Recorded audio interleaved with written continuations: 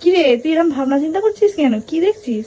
আমি ভাবছি যে আমার দিদির সব কমপ্লিট হয়ে গেল গোছানো, ঠিক আছে? দেখো পুরো একদম কমপ্লিট, ও জামা কাপড় নেওয়া, জুতো নিয়ে নিয়েছে, জামা কাপড় A to Z নেওয়া হয়ে গেছে। আর আমার এদিকটা দেখো পুরো খালি। আমি এখনো অব্দি ভাবতেই পারলাম না যে আমি কি কি জামা নেবো, আর আমার দিদি গোছানো কমপ্লিট হয়ে গেল। আবার সানগ্লাসও নিয়ে নিচ্ছি। আমার দিদি A to Z নেওয়া হয়ে গেছে। তাহলে ভাবো, আর আমি এদিকে কিছু নিতে পারিনি। আমি এখনো আমি এখনো বসে বসে ভাবছি যে আমি কি জামা প্যান্ট নেবো, কি নিলে ভালো হয়, ঠিক আছে, কটা নিলে ভালো হয় সেটাও আমি জানি না। আমি তো এক্সাক্ট জিনিসটাও জানি না যে কতগুলো জামা নেবো বা কিছু। আমি এখন নিজে ভাবনা চিন্তাই করিনি, আর আমার দিদি সব গোছানো কমপ্লিট হয়ে গেল।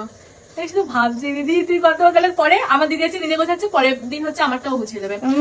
আমি রেডি করে দেবো, আর দিদি গুছিয়ে দেবে। ঠিক করেছে।